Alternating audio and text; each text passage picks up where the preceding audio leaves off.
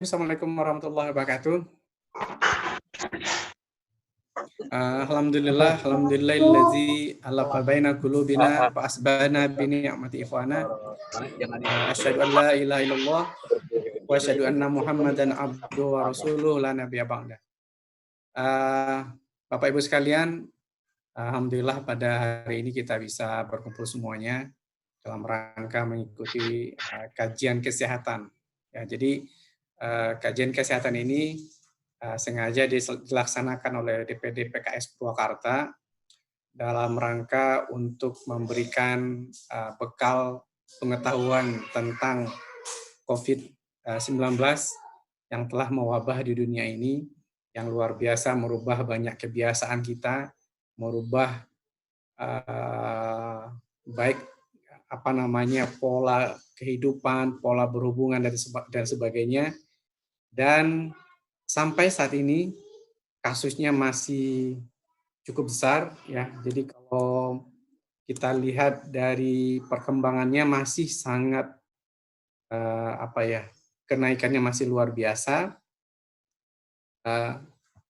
Saat ini jumlah kasus di dunia itu hampir 9 juta case COVID-19 ya. Maka menurut DPD PKS Purwakarta bahwa kita perlu bekal karena saat ini ada istilah dengan new normal. Normal yang baru, bukan berarti kemarin kita nggak normal ya. Dan ada lagi istilah mungkin adalah adaptasi kebiasaan baru.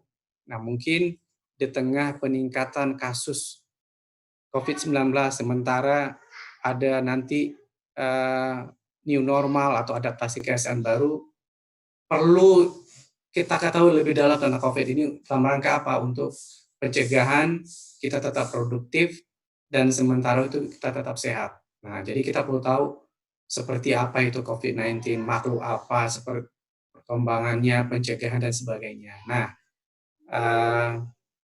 pada kesempatan ini telah bergabung bersama kita undang khusus ya Dr. Rudi Dermawan. Nanti kita akan perkenalkan biodatanya di bawah ya.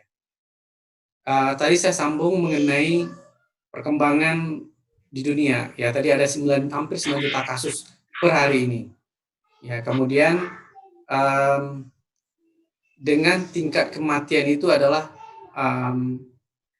hampir 500.000 ya. Tepatnya itu 466 sekian gitu. Dan ini luar biasa. Dan bagaimana di Indonesia? Di Indonesia itu adalah sampai hari kemarin itu ada 45.000. Kemudian yang meninggal itu adalah hampir 2.400. Di dunia, Indonesia itulah nomor 29. Di Asia kita nomor 9, di ASEAN kita nomor 1 dari jumlah case-nya. Jadi kita akan menghadapi new normal dengan kasus yang sangat tinggi. Nah, mungkin apa yang perlu kita siapkan? Jadi tingkat kematian kita itu sudah hampir separuh dari China. Jadi China itu adalah 4.000 sekian, gitu kita sudah 2.400 per kemarin ya. Jadi cukup tinggi juga ya. Jadi makanya kita beruntung pada hari ini bisa mengundang Dr. Rudi Dermawan.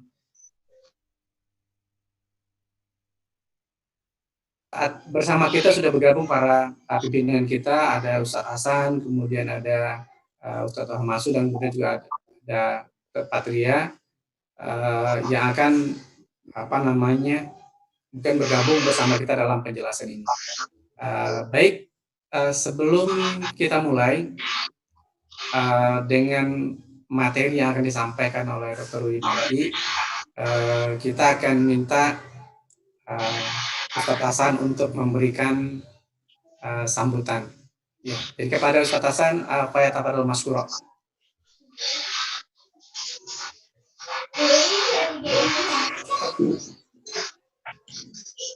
Bismillahirrahmanirrahim. Assalamualaikum warahmatullahi wabarakatuh.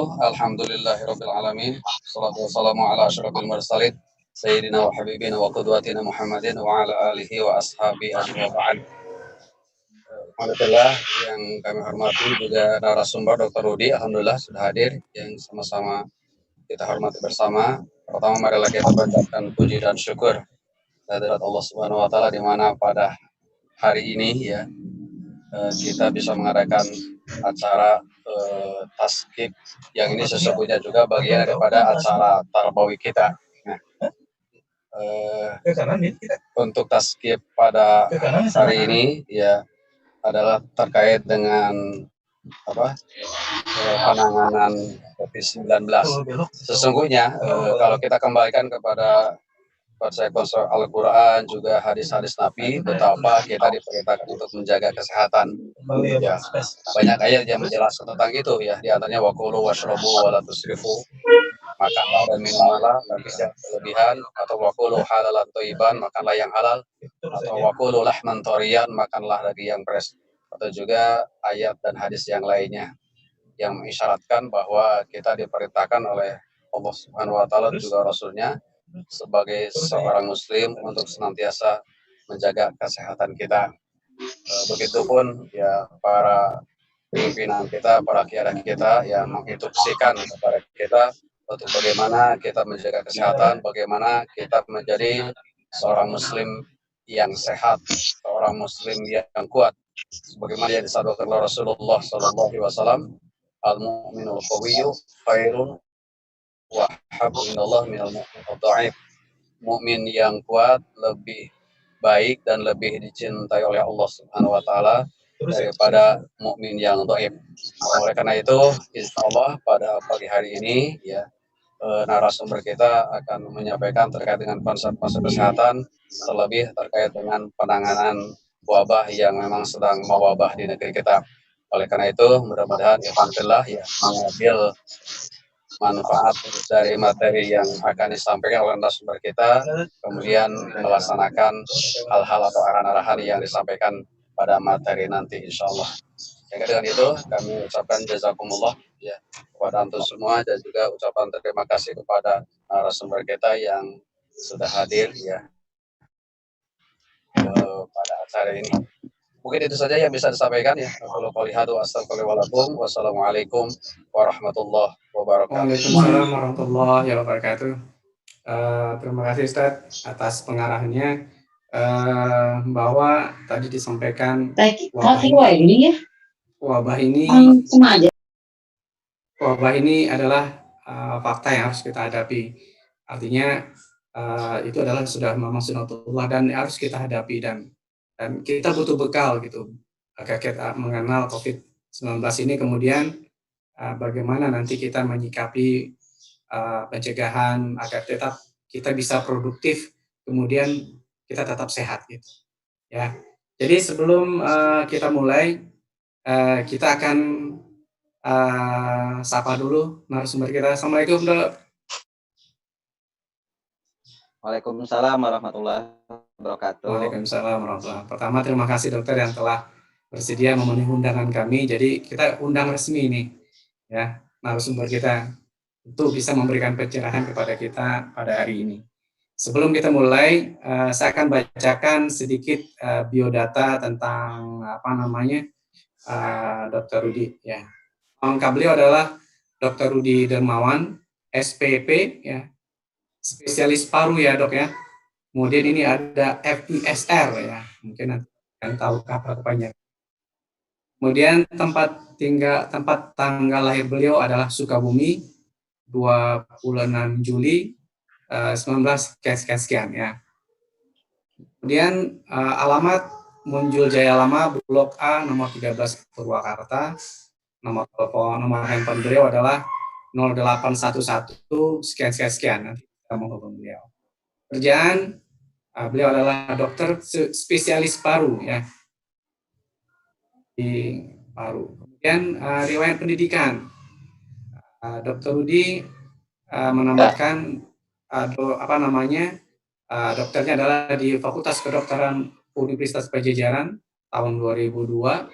Kemudian menyelesaikan spesialisnya di spesialis paru di Fakultas Kedokteran Universitas Indonesia tahun 2002. Dan pengalaman organisasi, beliau adalah salah satu yang bergabung di Prokami, kemudian ke Komdik. Nama istri beliau adalah Dr. Delima, spesialis anak. Dan putra-putri beliau adalah M. Deru, Saiful Rahman Adifai, M. Akmal, kemudian Unaisah ZD. Ya. Untuk hidup, yakin usaha menggapai ridho Allah Subhanahu wa Ta'ala.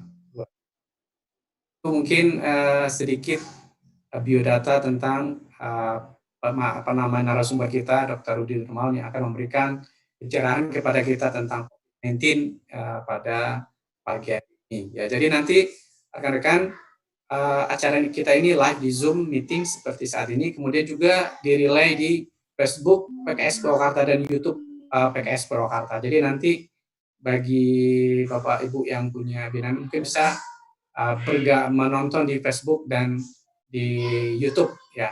Oke, baik, tanpa mungkin memperpanjang mukadimah, kita akan langsung ke pemaparan materi yang akan disampaikan oleh Dr. Rudi. Ya, sebelumnya nanti akan di-sharing oleh host untuk materinya. Gimana dok? Siap dok? Insya Allah siap. Oke.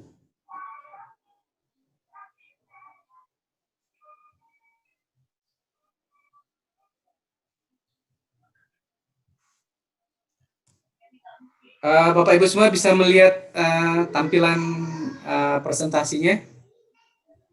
Alhamdulillah bisa melihat. Siap ya. Mantap. Oke, mantap ya. Cukup gagah dokternya kan gitu ya. Oke, baik dok, silakan dok. Nanti tinggal perintah next nanti kami akan lanjutkan dari sini dok. Kepada dokter Fayat Abdul Masroh. Ya. Bismillahirrahmanirrahim. Assalamualaikum warahmatullahi wabarakatuh. Waalaikumsalam warahmatullahi wabarakatuh. Alhamdulillahilladzi kana bi'ibadi khabiran basira. Tabarakalladzi ja'ala fis sama'i baruja wa ja'ala fiha siraja wa qamara wa munira. Asyhadu an la ilaha illallah wa asyhadu anna Muhammadar Rasulullah sallallahu alaihi Muhammad SAW. Pertama-tama marilah kita panjatkan puji syukur kepada Allah Subhanahu wa taala yang Maha mengetahui dan Maha melihat hamba-hambanya. Beliau Maha Suci, dialah yang menciptakan bintang di langit, menciptakan bulan yang bercahaya, menciptakan makhluk paling besar dan paling kecil termasuk COVID-19 ini ya. Dan kita tak lupa sholawat dan salam semoga Allah curahkan kepada tauladan kita Nabi Muhammad SAW. Mudah-mudahan kita senantiasa bisa mengikuti jejak langkahnya untuk mengikuti sunnah-sunnahnya sehingga hidup kita bahagia, hidup kita sehat, hidup kita selamat. Amin ya Allah ya Rabbal alamin. Sebelumnya saya ucapkan terima kasih kepada MC Pak Junaidi dan panitia yang sudah mengundang saya untuk kita bisa sharing, berdiskusi tentang COVID-19. Juga terima kasih kepada semua audiens yang mau bergabung di Zoom meeting dalam kajian keamanilah. Semoga perjalanan dan urusannya lancar. Baik yang di lockdown di rumah maupun stay at home. Semoga kesabarannya di rumah atau di tempat lainnya melaksanakan segala sesuatu dengan protokol kesehatan menjadi pahala. Belum terlambat, masih bulan Syawal terakhir barangkali ya hari ini. Saya mengucapkan mohon maaf lahir dan batin, taqabbalallahu minna wa minkum kepada semuanya audien. Mudah-mudahan amal soleh ibadah kita di bulan Ramadan diterima Allah Subhanahu wa taala. Adapun sharing dan diskusi COVID-19 ini sesuai permintaan adalah tentang COVID-19, bagaimana hidup tanpa COVID, hidup sehat. Mudah-mudahan minimal menambah wawasan, kalau memang ada wawasan tambahan. Sebetulnya ini sudah menjadi satu ilmu umum yang bisa diakses dimanapun, zaman sosial media maupun keterbukaan internet. Tapi minimal lagi lebih jauh bahwa kita mudah-mudahan bisa menjadi bagian dari solusi dari permasalahan itu, permasalahan COVID-19 ini, permasalahan wabah ini, yaitu menjaga diri pribadi, keluarga, dan masyarakat agar kita tidak terkena COVID-19 atau terdampak baik secara psikologis, ekonomi, pendidikan, dan lain sebagainya ya. Karena memang kan kum wa ahlikum COVID ya kalau sekarang kemarin, tapi tetap naruhnya tetap ya. Yang terakhir, mudah-mudahan ini menjadi satu ladang amal baru bagi kita. Ladang amal baru bagi kita ya, menjadi amal baru kontemporer gitu ya. Gimana sebelumnya amal adalah hanya sholat, ngaji, sodakoh seperti ya. Sekarang ada protokol kesehatan. Kalau itu kita kaitkan dengan kehidupan kita sebagai seorang muslim, jadikan itu protokol itu sebagai satu ladang amal baru, satu amal untuk meraih pahala. Diniatkan dengan bismillah, melaksanakannya untuk mencegah penularan, untuk menjaga kesehatan dan sebagainya. Itu sebagai pembukaan. Tapi terima kasih ini kepada teman-teman PKS yang udah jelas bagian dari politik, punya peran yang sangat besar dalam menyelesaikan wabah ini. Karena tanpa all mungkin kucuran dana yang asalnya sedikit bisa nambah, bahkan ini perlu pengawasan ya, dari 350 triliun menjadi 406 triliun harus diawasin agar memang dana tersebut betul-betul menjadi satu solusi untuk masyarakat memberantas atau menyelesaikan COVID-19 ini. Baik, kita mulai. Bismillah ya, bahwa sesuai permintaan diminta untuk yang sederhana saja katanya. Apa itu COVID ya. Jadi saya yakin teman-teman udah pada membaca banyak, cuma ini sedikit sekilas untuk bahan diskusi ya. Jadi penyebabnya tidak tahu, si COVID ini adalah virus. Virus adalah partikel kecil ya. Boleh slide-nya? Slide-nya boleh ya. Slide-nya nggak muncul? Oke, ini bisa dilihat virus, kita tahu itu adalah makhluk yang paling sederhana dan kita udah dijelaskan sama Allah sebagai makhluk yang paling sempurna, selnya banyak ya. Nah, sedangkan virus makhluk kecil tidak sempurna. Dia cuma satu asam nukleat RNA, DNA ya, satu materi genetik. Dia tidak bisa berkembang, bereproduksi, tidak beranak pinak dengan sendirinya. Dia sangat-sangat tergantung dari orang lain, tergantung dari sel yang dia infeksi ya. Betapa kita lemah, sama yang paling lemah aja kita kontang panting ya. Dia harus menginfeksi orang untuk memperpanjang diri. Dia mengcopy, mentranskripsi, menerjemahkan, kemudian menduplikasi. Kemudian baru bisa bertambah banyak. Ya bisa lihat gambarnya itu seperti ada botol-botol, bukan jerawat ya. Tapi memang itu bagian dari spike ya, spike-nya. Nah, itu paku ya, itu protein paku yang ada di dinding sel si virus itu dia bisa nempel ke sel inangnya, dan di situ keluar materi geniknya dipindahkan ya. Terus spike. Nah, banyaknya kalau si virus itu bisa ke sel mana aja, tetapi untuk coronavirus banyaknya lebih banyak sel reseptor atau ikatannya itu di saluran napas paling banyak ya. Nah, sehingga kenapa ini dikasih ke paru, karena memang paling banyaknya di saluran napas ya. Banyak sekali jenis virus, salah satunya adalah coronavirus. Corona artinya mahkota ya. Mahkota mungkin karena mahkotanya jenil-jenil itu ya. Yang paling terkenal adalah MERS-CoV virus dan SARS-CoV virus ya. MERS-CoV beberapa tahun lalu dia daya bunuhnya tinggi ya, itu didapatkan di Timur Tengah. Sedangkan SARS-CoV virus yang pertama menyebabkan flu burung itu sama dari Cina ya. Tahun 2019 akhir Desember ada jenis virus baru, sebelumnya nggak ketahui, tapi ketika diketahui ternyata dia sama virus corona, tetapi berbeda dengan corona pertama, makanya disebut corona baru ya. Dia mudah menular, awalnya dari kelelawar ya, sebagai host alamiahnya, sebagai inang alamiahnya. Dia bisa bertahan beberapa jam di luar tubuh ya, tetapi dia cepat mati dengan sinar matahari. 2-4 jam sudah mati ya. Lanjut berikutnya. Tadi disebut bisa bertahan berbagai benda di luar tubuh, bisa aluminium, sarung tangan, ada yang 2 sampai, kemudian di sarung tangan 8 jam. Semakin gelap, semakin tidak ada panas, ya dia semakin bertahan lebih lama ya.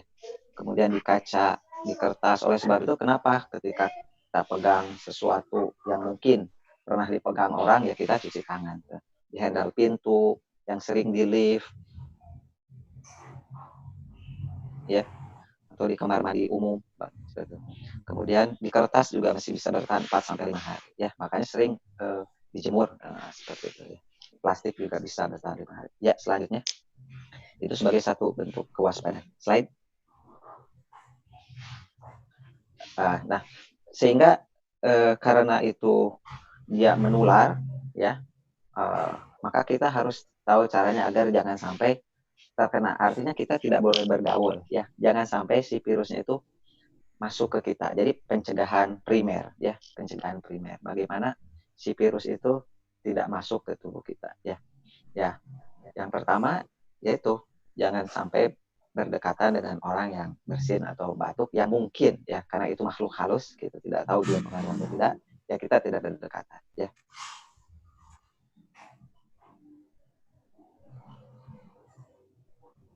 Kemudian, nah, orang yang virusnya yang bisa keluar lewat batuk atau bersin harus menutup, ya, di depan orang lain kita tutup, ya. Kemudian jangan bersentuhan langsung dengan penderita yang dicurigai menderita sakit, ya. Jadi ya kalau memang sunnah kita menengok, tetapi ya pakai protokol kesehatan. Ya kalau bisa diwakilkan seperti ya. Kalau misalnya mau ngasih uang itunya boleh ditransfer atau dipaketkan, bisa ya. Jika bersentuhan dengan orang atau benda yang berisiko terpapar virus, jangan langsung menyentuh wajah, ya, hidung, karena penularannya dari situ. Tapi cuci tangan terlebih dahulu agar si virusnya tidak ada di tangan kita. Kemudian yaitu jaga kebersihan, ya, sing mencuci tangan dengan air mengalir serta sabun minimal 20 detik, ya. Semua bagian harus terkena, ya, baik depannya, belakangnya, sela jari, terutama juga sela jari yang dekat ibu jari sering, ya. Makanya ketika wudhu, kita sebagai umat muslim alhamdulillah punya satu protap untuk menjaga kesehatan dan juga menghilangkan hadas, itu dengan wudhu. Tapi wudhu itu kadang disepelekan, ya, kita cuci tangannya 20 detik seperti itu, ya. Kemudian kumur juga biasa suka secepatnya, ya. Sekarang dengan ada era seperti itu lebih lama seperti itu, 20 detik. Jika kita sakit, ya, atau curiga terpapar virus, pakai masker, ya. Kemudian maskernya boleh masker aja, ya, boleh kain, masker bedah, masker N95, ya, atau respirometer juga nggak apa-apa, ya. Kemudian ya karena itu ada daya tular yang bisa dihembuskan sama batu, bisa terlempar, maka dari penelitian jarak aman adalah 1 meter. Bisa kalau bagus lebih jauh lebih bagus, ya, seperti itu. Kemudian menunda kita berkumpul bersama orang-orang saat ini, ya, selama wabah karena beresiko penularan, termasuk menahan diri untuk tidak keluar rumah, bepergian, tamasya, rekreasi, terutama ke tempat-tempat yang sudah jelas wabahnya seperti China, ya, atau ya kalau kita juga udah transmisi lokal, ya, menahan diri. Ya, dilanjut. Ya, ini barangkali sebagai satu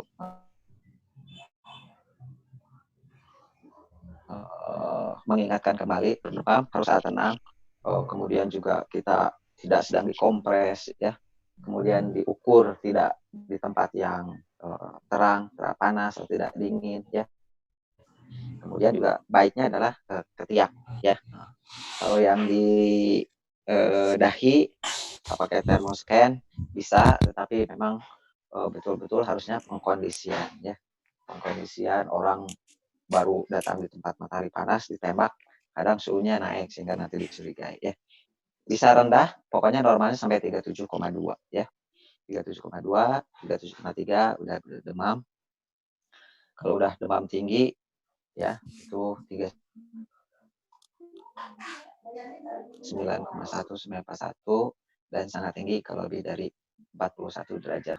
Karena tadi slide ya, karena tadi ini bisa memberikan sakit ya. Dia corona sama seperti influenza biasa, dia saluran napas, maka gejala-gejala saluran napas yang dominan ya. Demam atau riwayat demam ya, gangguan pernapasan, batuk, sesak, bisa nyeri dada ya. Kemudian itu saluran napas atas, kemudian bisa sampai menginfeksi saluran napas bawah, yaitu peradangan pada paru. Nah, itu yang kita sering takutkan, makanya nanti ada klasifikasinya. Kalau sudah radang paru, maka dia klasifikasinya menjadi statusnya berubah. Ya. Bahkan bisa berkomplikasi ke sepsis, artinya infeksinya udah menjalar kemana-mana, pembuluh darah, ya, mempengaruhi jantung dan sebagainya, ke ginjal, bisa gagal ginjal, kan bisa sampai kematian. Nah, itu yang bersin juga. Kemudian masa inkubasinya, artinya si kuman masuk ke tubuh sampai dia menimbulkan gejala biasanya 3-7 hari, maksimal 14 hari ya. Makanya kenapa lockdown atau isolasi mandiri 14 hari. Diharapkan kita bisa mendeteksi dia timbul tidaknya, kemudian juga daya tahan tubuh kita berharap sangat baik dan si kumannya masih self-limited disease, mati dengan sendiri. Kalah dengan daya tahan tubuh kita. Ya, selanjutnya. Slide. Ya, jadi memang coronavirus tadi sama seperti flu biasa, kemudian yang berat bahwa dia bisa menyebabkan kematian, itu saja ya. Bisa menyebabkan kematian satu, kedua dia daya tularnya sangat tinggi ya, makanya kita sangat takut terkena ya. Dan yang ini bisa menyebabkan komplikasi yang lebih berat seperti pneumonia ya. Secara umum ya seperti influenza biasa, nyeri otot, demam tinggi, batuk, nyeri tenggorokan, berdahak ya seperti itu. Kemudian kalau udah gejala pneumonia ya dia sesak lebih dominan ya, sesak. Apalagi kalau udah luas bersakannya, kerusakan di parunya atau peradangannya, bisa dia gagal napas ya. Artinya suplai oksigen untuk memberikan pernapasan ke tubuh kita gagal ya. Ya, lanjut slide. Selanjutnya kita akan tentang pemeriksaan penunjang. Jadi setelah dari pemeriksaan oleh dokter tadi bagaimana klinis gejala, kemudian diperiksa tubuhnya, kelainan-kelainannya baik tanda vitalnya, kemudian kelainan di organnya, baik di paru ada suara napas tambahan atau tidak, maka dilanjutkan untuk memastikan penyakit COVID ini. Yang sering pemeriksaan laboratorium adalah darah lengkap. Kita ingin lihat sel darah putihnya, terutama komposisi dari limfositnya, gitu. Sel yang dihasilkan untuk daya tahan tubuh. Kalau dia turun, ya kemungkinan biasanya virus menyerangnya sel daya tahan tubuh. Kemudian juga termasuk hemoglobin ya, sel darah merahnya. Kemudian rapid test ya, rapid test kita ingin tahu bagaimana kehadiran dari antibodi antigen yang ada di darah itu dideteksi dengan tes cepat.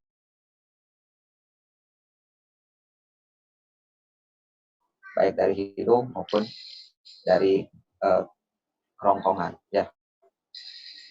Kemudian pemeriksaan lain atas indikasi kalau perlu di ronsen untuk menentukan apakah ada peradangan paru, pneumonia atau tidak.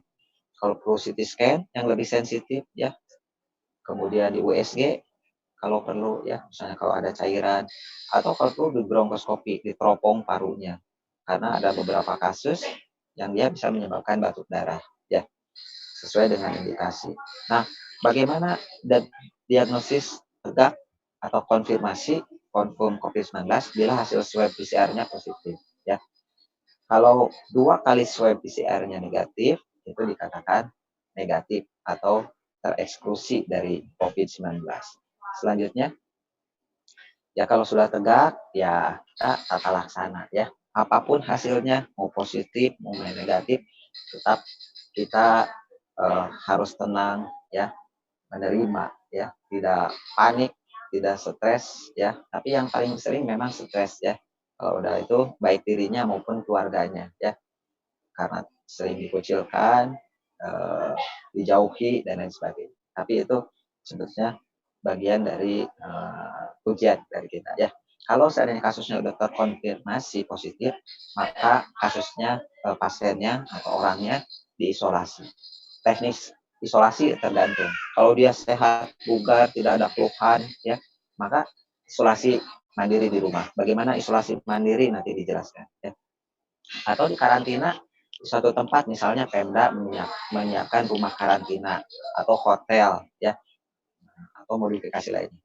Atau bisa jadi isolasi di rumah sakit karena dia ada keluhan sakit yang perlu perawatan. Ya, jadi tergantung kasusnya. Ya. Pada intinya, kenapa diisolasi? Satu, untuk mencegah penularan, ya, untuk mencegah memutus rantai penularan atau transmisi. Ya, kalau seandainya dia menerima takdir, kemudian melihatkan orang tersebut adalah untuk mencegah dia menularkan ke orang lain, insya Allah itu jadi bagian dari pahala dia selama perawatan. Ya, kemudian bahkan kalau kasus berat, bahkan harus di ICU, harus dipasang alat bantu nafas ventilator kalau sampai gagal nafas ya.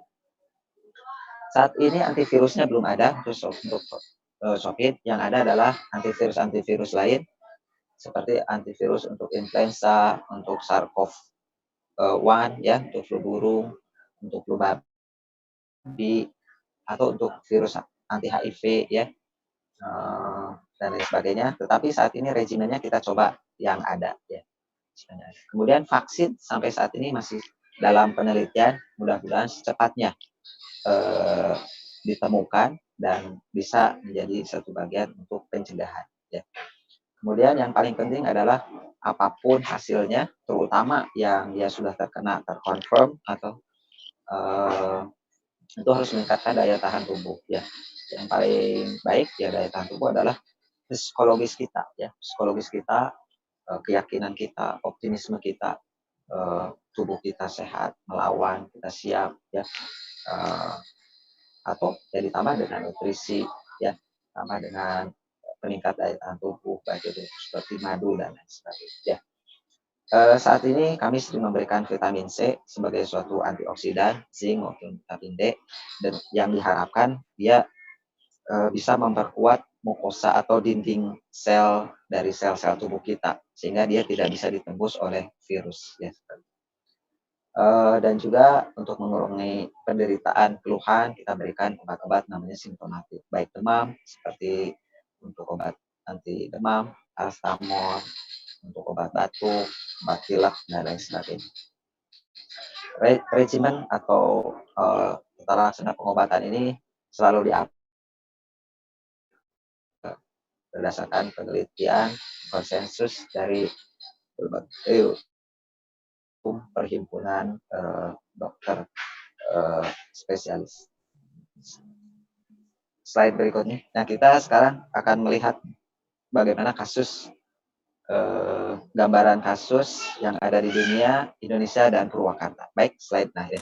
Tadi sudah disampaikan oleh host atau MC sekitar 9 juta ya. Insya Allah mencapai kemarin itu 8,9 juta dunia ya, dengan kematian 466.000. Innalillahi wa inna ilaihi raji'un. Mudah-mudahan kalau dia muslim insya Allah syahid ya, kita doakan syahid mereka ya. Kemudian 466 kalau kita bagi satu pesawat isinya 100 pesawat 100 orang ya. Ini udah berapa pesawat jatuh ya. Nah, alhamdulillah tapi dia prognosis atau harapan untuk sembuhnya besar 4,7 juta udah sembuh, yang masih dalam penanganan itu masih banyak. Nah, bagaimana di Indonesia dan Jawa Barat? Jawa Barat per hari Sabtu kemarin masih 2.800, di Indonesia terkonfirmasi 45.000 ya. 45.000. Kemudian yang masih dalam perawatan sekitar 1.300 di Indonesia, di Jawa Barat ya.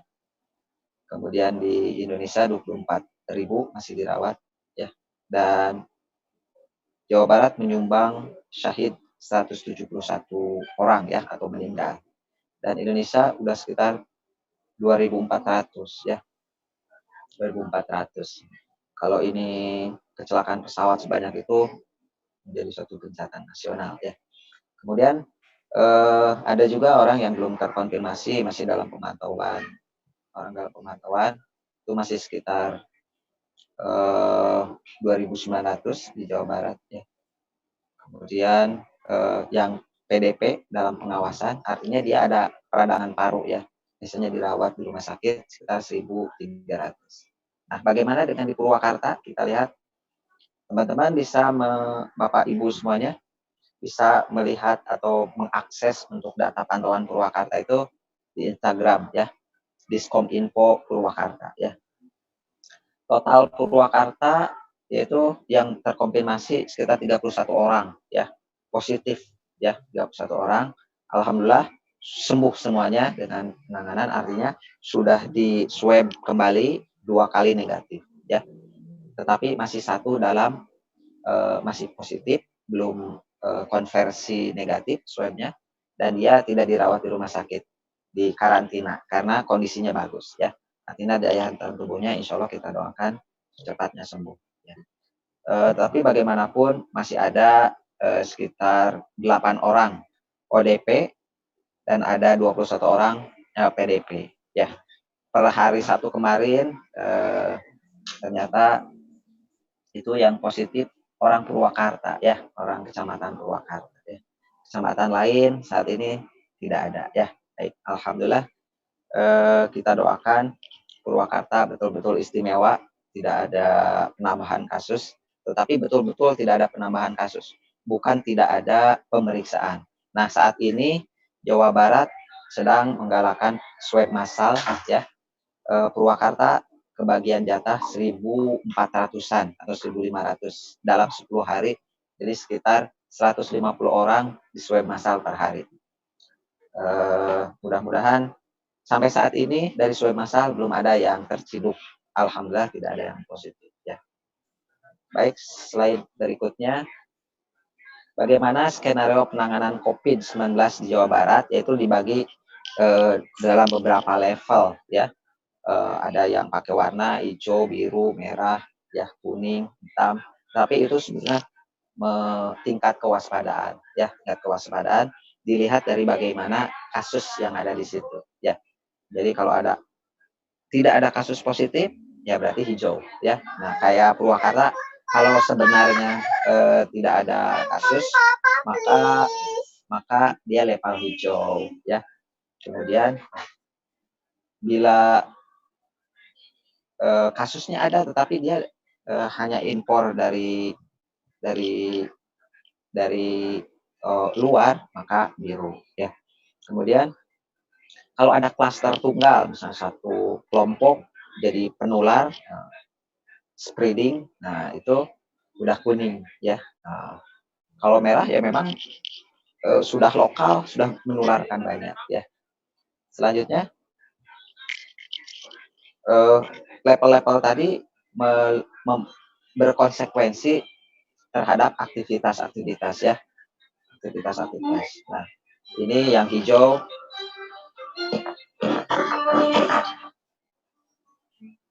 Yang hijau tadi konfirmasi dengan beberapa kasus infeksi yang datang dari negara lain ya.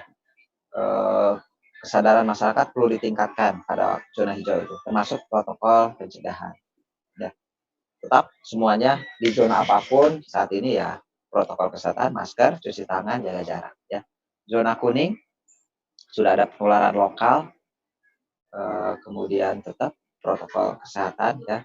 Tetapi beberapa pertemuan yang tidak penting itu harus dicegah ya. Nah, tapi kalau naik level berikutnya orange ya, itu sudah ada klaster tadi seperti yang disampaikan, tetap menerapkan protokol kesehatan. Konsekuensinya mendesinfeksi beberapa tempat dengan cairan desinfeksi ya, melakukan tes aktif ya, harus tes aktif swab pada beberapa kelompok masyarakat. Tapi kalau udah merah, zona merah, ini benar-benar beberapa tempat yang biasa digunakan untuk ibadah, sekolah itu ditutup sementara, dibatasi ya. Perjalanan juga di lockdown gitu. Lockdown parsial, bisa jadi per RT, per RW, bahkan mungkin beberapa ini lebih kecil lagi sebenarnya. Dan menjadikan fasilitas terpisah untuk kasus infeksi di layanan kesehatan. Ya, itu harus menyediakan konsekuensinya.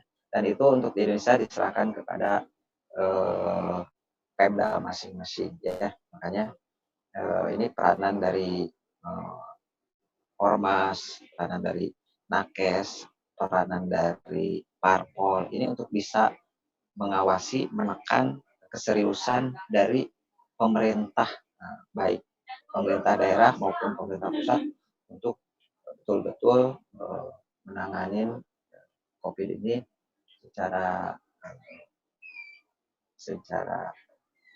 benar, terus secara serius, transparan ya, dilaporkan perkembangannya.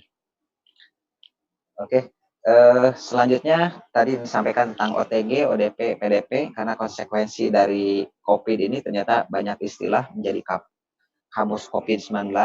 Semua udah pada tahu OTG orang ya, semuanya orang sih. Yang orang tanpa gejala, dia tidak memiliki keluhan, tetapi dia punya kontak erat, sehingga dia masih sangat mungkin ya bahwa dia itu adalah COVID-19 ya. Nah ini yang sering diwaspadai, sehingga semua orang kalaupun dia merasa sehat, ya tetap dia harus memakai masker ya. Jadi maskernya untuk melindungi orang lain dari tertular dari dia, dan masker orang lain adalah untuk mencegah orang lain tertular ke kita ya. Kemudian ada juga orang dalam pengawasan ya, ODP, dia ada gejala batuk, pilek, demam, tetapi belum ada pneumonia atau peradangan paru. Dan dia berada di atau tinggal atau pernah ke wilayah transmisi lokal atau kontak dengan konfirmasi COVID-19 ya. Kemudian PDP, pasien dalam pengawasan. Nah ini udah pasien ya. Kalau udah pasien biasanya dirawat ya atau mendapat terapi ya. Nah, artinya dia udah ada peradangan paru, ada gejala yang lebih berat atau perlu ventilator, perlu alat bantu ya. Selanjutnya, tadi disampaikan ada istilah isolasi mandiri ya. Siapapun kalau yang sudah ada gejala, apalagi yang sudah terkonfirmasi, tapi dia keadaan umumnya bagus, tidak ada keluhan, dilakukan isolasi mandiri. Ya, idealnya dia ruangan terpisah ya dengan anggota keluarga lain, karena memang intinya bahwa isolasi itu mencegah penularan. Mencegah penularan yang terbaik adalah mencegah kontak ya, mencegah kontak. Tapi kita hidup berkeluarga kadang tidak memungkinkan ya. Tapi minimal jaga jarak dengan orang sehat minimal 1 meter ya. Selalu menggunakan masker, terapkan etika batuk dan bersin ya. Bisa pakai tisu tetapi menutup hidung, mulut ya. Bukan mulut aja, bukan hidung aja ya. Karena ketika kita bersin atau batuk, mulut ditutup, dari hidung keluar ya. Bisa dengan ini, tetapi langsung cuci tangan ya, atau pakai tisu langsung buang ke tempat sampah, atau yang paling protokol baik adalah dengan menggunakan siku ya, jadi ketutup ya. Kemudian hindari pemakaian barang pribadi secara bersamaan ya, karena khawatirnya di bekas barang pribadi itu dia pegang hidung atau bekas bersin menempel, karena tadi ada daya tahan hidup si virus di benda-benda di luar sel tubuh ya. Kemudian cuci alat mata, makan dengan air sabun dan air. Kemudian tisu, sarung tangan, pakaian yang telah dipakai itu dimasukkan ke wadah linen khusus dan terpisah bagi orang yang memang tadi ODP, PDP atau yang confirm ya. Kemudian cuci pakaian dengan mesin cuci atau itu, tapi menggunakan air hangat lah ya, sampai 60 derajat Celcius ya, jangan matang-matang ya. Menggunakan deterjen, slide ya. Kemudian pembersihan dan desinfeksi itu rutin ya di area yang tersentuh. Slide. Kemudian tetap di rumah, tetapi dia harus dapat dikontak ya. Kalaupun dia perlu keluar rumah, harus menggunakan masker. Hindari menggunakan transportasi umum ya. Kalaupun menggunakan transportasi umum, harusnya disetting agar ya slide yang warna-warni ya.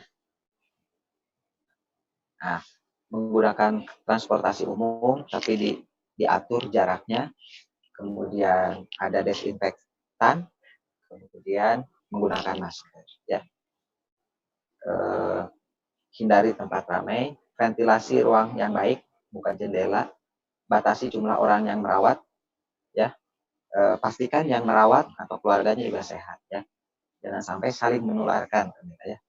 Batasi pengunjung ya, kalau perlu dibuat daftar ya yang mengunjungi. Ya, selanjutnya kita juga dihebohkan dengan rapid test. Semua orang pengen di rapid test dan ini menjadi satu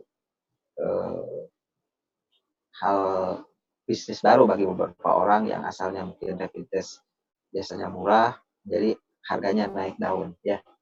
Apa sih rapid test? Itu tes cepat ya, tes cepat yang bisa mendeteksi keberadaan antigen atau antibodi COVID-19 di dalam darah ya. Kalau hasilnya negatif, belum tentu dia negatif COVID-19 ya. Jadi dia hanya mendeteksi ada enggak antibodi sudah terbentuk. Nah, sedangkan terbentuknya antibodi itu tidak serta-merta kuman masuk terbentuk ya. Tubuh perlu waktu untuk membuat antibodi ya. Anti dari si virus tadi ya. Biasanya terbentuk paling cepat di hari ke-7 ya. Makanya kalau dia hasilnya negatif harus dilakukan tes ulang 7 sampai 10 hari kemudian ya. Tetap kalaupun hasil negatif, protokol kesehatan tetap dipakai. Bagaimana kalau hasilnya positif ya? Bila tidak ada gejala ya isolasi di rumah ya. Nah, positif, negatif baiknya dikonfirm dengan swab ya, dengan swab PCR ya. Bila tidak ada gejala, oke, isolasi mandiri. Tapi kalau muncul gejala harus ke pelayanan kesehatan untuk dikonfirmasi. Kalau perlu memang isolasi ya, apalagi kalau ada komorbid atau penyakit-penyakit penyerta yang berat itu harus ditangani juga ya. Selanjutnya beberapa arti rapid PCR dan PCR ya. Ya. Kalau PCR-nya positif ya, tetapi rapidnya negatif, itu artinya dia masih dalam masa inkubasi. Si kumannya udah masuk, tetapi tubuh kita belum sempat atau belum membentuk antibodinya ya, sel perlawanannya ya, antibodinya ya, protein pelawannya ya. Kemudian kalau semuanya positif, yaitu infeksi aktif ya, ini menular banget ya. Ya IgM itu imunoglobulin atau antibodi yang keluar pas saat awal ya. Kalau IgG itu melanjutkan pada masa kronis atau pada masa penyembuhan ya. Bisa dibaca selanjutnya bahwa kalau PCR-nya negatif ya, rapidnya positif ya, bisa jadi dia sudah masa pemulihan ya. IgG-nya positif, oh ternyata dia udah dalam masa penyembuhan ya, antibodinya masih ada ya. Ya. Bisa juga terjadi positif paso atau negatif paso ya, bisa karena penyakit lain atau karena memang banyak faktor dalam pengambilan sampel ya, baik PCR maupun rapid ya, transportasinya, cara ngambilnya ya, atau metodenya banyak. Bahkan saat ini juga berkeliaran rapid yang kualitasnya tidak baik sehingga memang menyesatkan. Ya, harus hati-hati. Ya, baik, selanjutnya. Nah, bagaimana kalau COVID-19 terkonfirmasi, artinya hasil swab PCR positif, kalau tetap sehat kita tanpa gejala, artinya tubuh kita sehat, kuat melawan si virus tadi, isolasi ya, isolasi, tapi tetap nanti harus confirm ulang apakah udah konversi negatif, sehingga dia bisa beraktivitas tetap menggunakan protokol tanpa resiko penularan. Kalau sakit ringan, isolasi diri Anda di rumah agar virus tidak tertular ke orang lain, tapi tetap semua kondisi kita tidak panik. Jangan sampai kalau ringan buru-buru seperti emergensi ya. Nah, tapi tetap kalau kita tenang, kita yang penting menyadari bahwa itu menular, kita tidak sembarangan membuka mulut, bersih, bicara, menggunakan protokol kesehatan. Ya. Obat-obat gejala yang ringan itu bisa dibeli sendiri untuk paracetamol, obat batuk, ya. Hanya untuk antivirus atau obat-obat yang antibiotik itu harus ke pelayanan kesehatan. Kemudian bila sakit berat ya ini udah harus ke rumah sakit ya. Termasuk nanti bagaimana keluarganya ya. Ya, selanjutnya ada orang-orang yang beresiko tinggi. Nah, ini yang sangat-sangat rentan dan kalaupun terkena dia biasanya lebih berat dan berisiko kematiannya lebih tinggi ya. Yaitu orang di atas usia 50 tahun ya. Karena daya tahan tubuhnya dia udah mulai turun. Apalagi kalau udah di atas 65 dia disebut geriatri ya. Kemudian punya penyakit penyerta diabetes mellitus ya, kencing manis, darah tinggi, sakit jantung, orang dengan HIV, virus, hepatitis dan sebagainya. Ini perlu diwaspadai. Harus hati-hati sehingga dia benar-benar protokol kesehatan harus dipakai karena ketika dia terkena akan biasanya lebih berat ya. Yaitu jaga jarak ya, jauhi orang sakit, batasi kontak dekat dan sering cuci tangan, sebisa mungkin jauhi keramaian. Nah, orang-orang yang dengan penyakit penyerta tersebut obatnya harus biasa tersedia di dekatnya ya. Jangan sampai sedikit-sedikit pergi ke apotek, sedikit-sedikit pergi ke pelayanan kesehatan ya. Bila ada keluhan ya segera bisa kontak hotline atau kalau bisa ada kolega yang bisa dikonsul by online lebih baik, atau sekarang banyak aplikasi seperti Halodoc atau dan lain sebagainya ya. Selanjutnya kita bicara setelah tadi pusing dengan COVID resikonya, tapi kita juga insya Allah optimis bahwa musibah ini atau badai ini insya Allah akan ada ujungnya ya. Jadi pada prinsipnya bahwa sebelumnya kita tidak ada COVID, artinya kehidupan normal, kemudian ada COVID menjadi tidak normal. Nah, selanjutnya bagaimana kita? Apakah kita kalah, mati semua gitu ya, hidup dengan COVID selalu ya, atau kita menang, si COVID-nya benar-benar tiada ya, atau kita bersahabat dengan COVID ya. Tapi apapun kita harus produktif seperti tadi kata MC, kita tetap karya, berkehidupan, kita tetap punya cita-cita tujuan yang harus kita capai dengan atau tanpa COVID ya.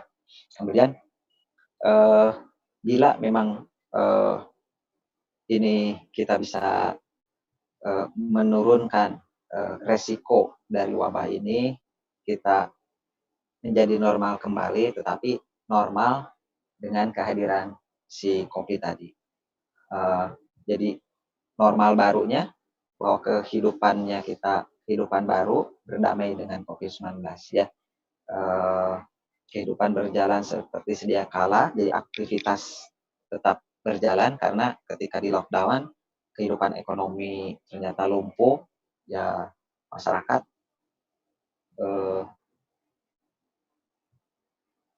terus desakan kebutuhan tidak bisa dicegah, maka kalau kita tidak membuat satu protokol dalam kehidupan baru, maka akan dikorbankan kesehatan. Ya.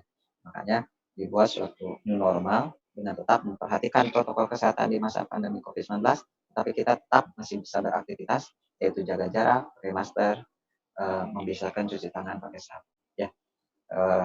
Physical distancing, sosial, relaksasi, dan sampai akhirnya nanti mudah-mudahan terbentuk herd immunity. Ya.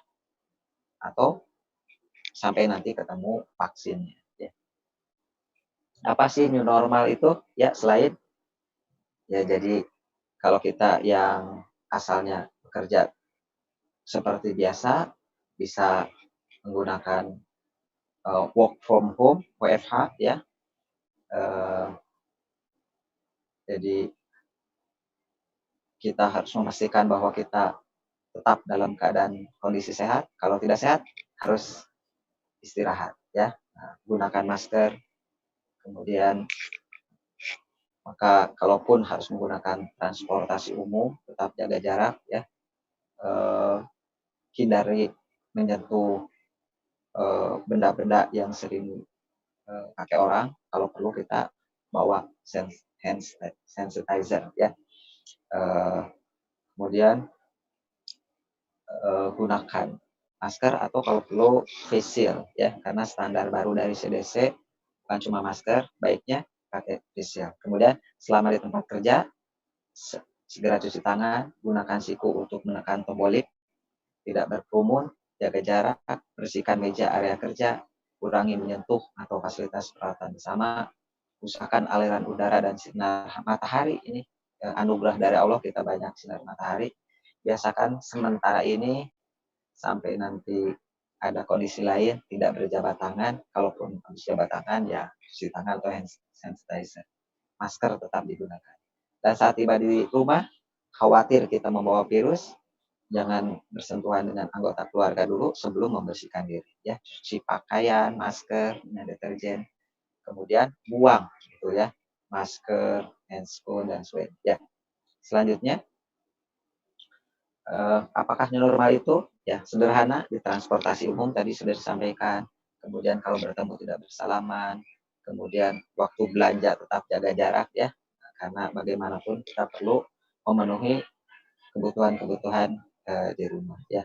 Kemudian di semua tempat baik di pasar, di restoran itu tetap jaga jarak atau tempat kerja. Selanjutnya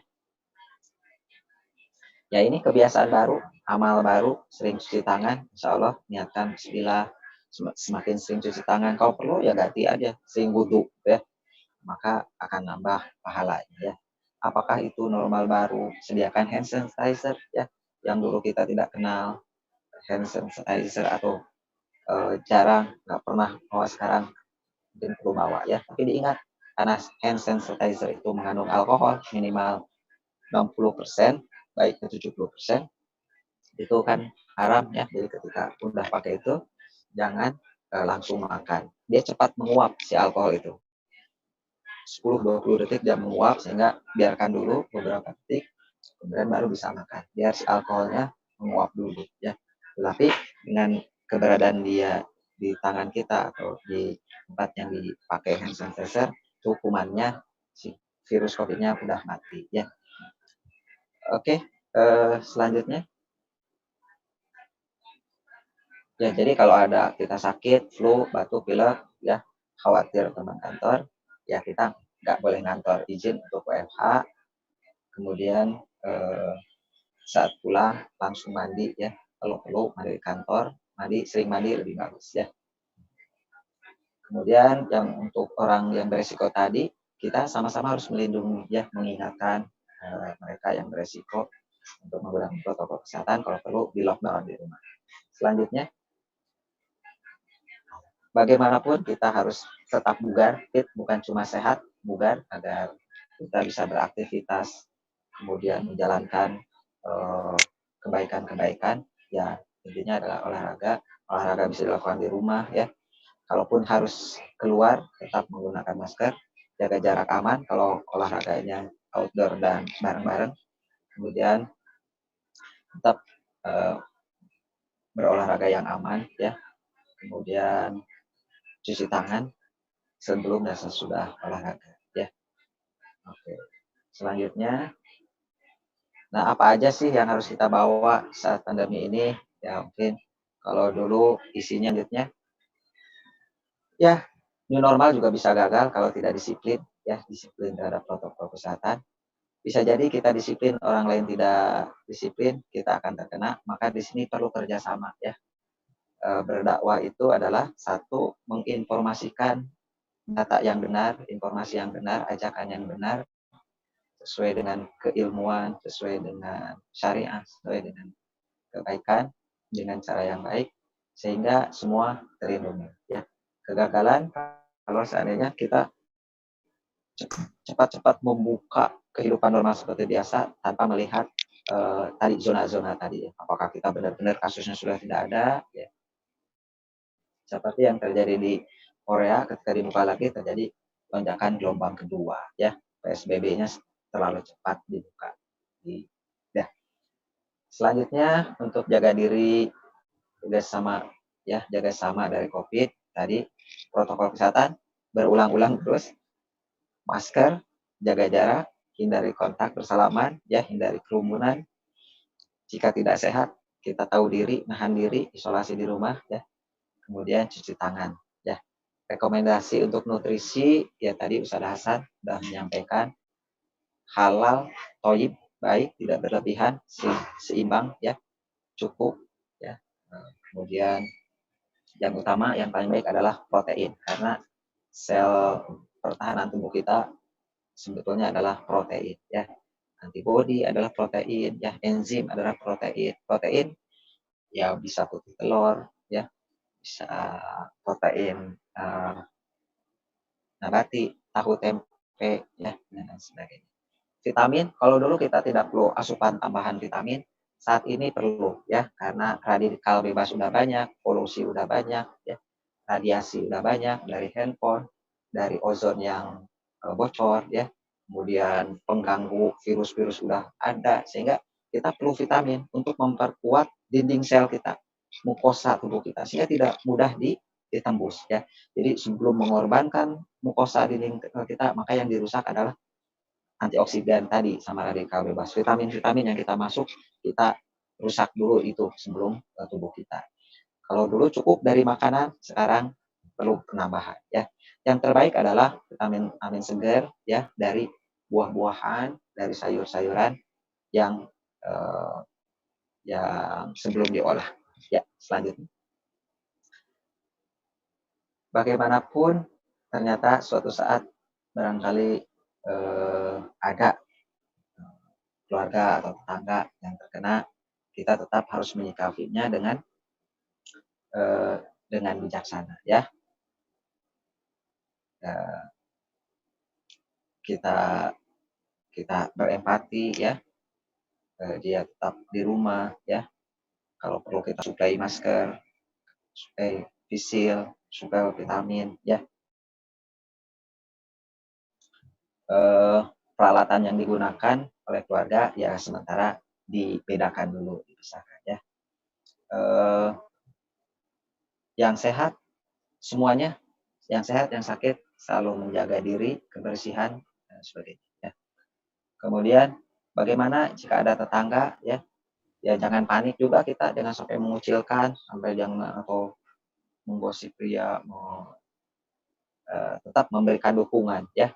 Bagaimanapun kalau seandainya dia kesel, akhirnya dia tidak disiplin, dia kelayaban, menularkan ke tetangganya ya.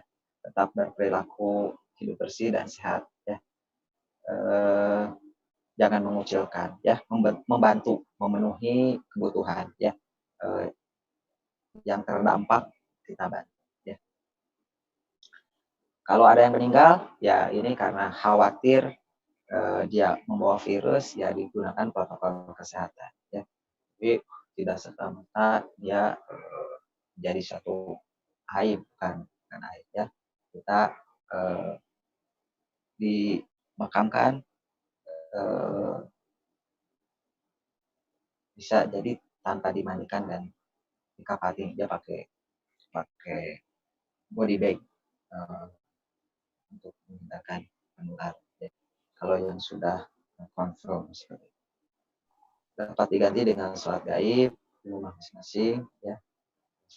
Bagaimanapun hak-hak jenazah nanti barangkali dari Ustaz Hasan atau ini untuk syariahnya bisa dijelaskan. Tapi untuk kesehatannya yang jelas bahwa ini harus memakai protokol kesehatan kalau sudah confirm untuk menghindari penularan. Selanjutnya, ya ini berbagai macam masker, boleh masker kain, masker bedah, dan menggunakannya selanjutnya itu harus dengan benar. Artinya rapat, menutup hidung, menutup mulut, ya. Kemudian dibuang, dilepaskan ke selanjutnya ke tempat sampah, ya itu. Dan yang bekas hidungnya itu jangan sampai disentuh. Kalau kesentuh kita cuci tangan, ya. Jadi yang dilepas itu talinya, kita pegang tali. Ya, selanjutnya ini tadi untuk melepas. Nah, lanjut. Nah, ini pesan Rasulullah tentang wabah ini. Jadi kita kalau memang masih wabah, yaitu jangan terlalu banyak berkeliaran, tidak masuk atau tidak keluar, ya. Tapi kita yakin, ma'anzalallahu da'an ila anzalalahu syifa. Allah menurunkan penyakit, Allah pasti menurunkan obatnya, menurunkan vaksinnya, dan tugas kita adalah mencari, ya, bertawakal.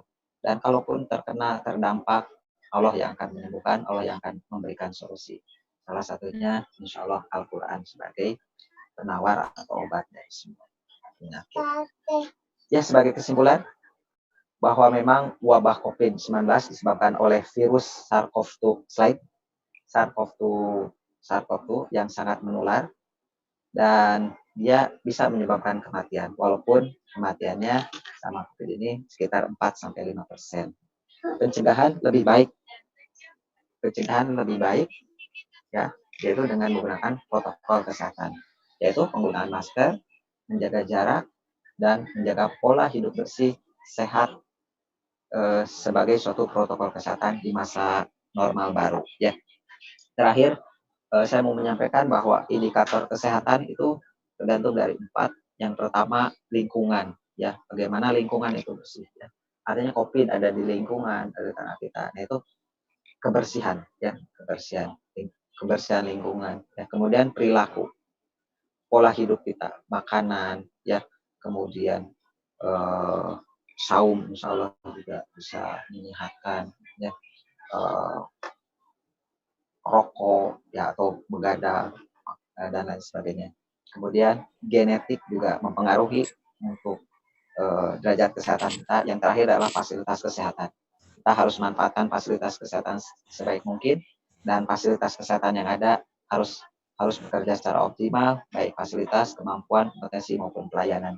Barangkali itu aja yang bisa disampaikan. Mudah-mudahan kalau kepanjangan mohon maaf, kalau kependekan boleh baca di banyak sumber, ya. WHO ada, CDC boleh, PDPI, Kemenkes, banyak tentang COVID ini. Jazakumullah khairan untuk semuanya. Mohon maaf atas kekurangan kesalahannya. Assalamualaikum warahmatullahi wabarakatuh. Waalaikumsalam warahmatullahi wabarakatuh. Terima kasih, Dok, atas pemaparannya. Semoga ini menjadi pencerahan buat kita semua. Ini sudah ada beberapa pertanyaan yang sudah masuk, Dok, yang mungkin akan kita jawab. Jadi sekali lagi, Bapak Ibu sekalian, jika ada yang ingin bertanya, silakan langsung di chat saja di di Zoom grup chatnya.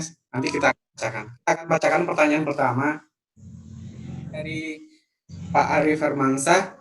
Bagaimana tanda-tanda atau ciri-ciri pandemi COVID-19 telah berlalu atau pergi? Ya, gimana, Dok?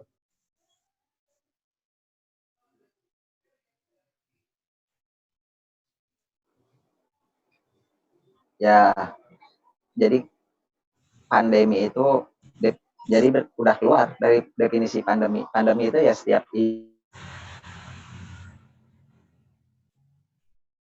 dari bumi ini, setiap meter ada potensi. Itu diputuskan tanggal 14 Februari, ya. tanggal 14 Februari bahwa ini sudah pandemi, artinya pandemi sudah meliputi berbagai negara, berdampak luas ya. Nah, nanti dicabutnya sama mereka berdasarkan hasil surveillance ya, seberapa resikonya, kemudian seberapa banyak kasus pertumbuhan barunya seperti itu. Tanda tanya dilihat dari kasusnya seperti itu. Dan sesuai keputusan dari internasional sih biasanya kalau pandemi. Nah, kalaupun lokal ada keputusan lokal seperti misalnya Jawa Barat, oh ini daerah hijau misalnya udah nggak ada kasus, tapi karena masih dinyatakan pandemi masih menggunakan protokol, kecuali nanti dinyatakan sebagai betul-betul ini new normal ya. Jadi memang ini udah nggak bisa lagi dihilangkan, ya kita betul-betul bersahabat dengan COVID itu. Oke, makasih dok. Jadi nanti ditentukan oleh apakah secara internasional mungkin oleh WHO gitu ya kalau nanti atau nanti pemerintah lokalnya. Dok, ini nyambung dari zona-zona. Ini ada pertanyaan dari Pak Agus Riyadi. Purwakarta itu sebenarnya termasuk zona apa sih dok?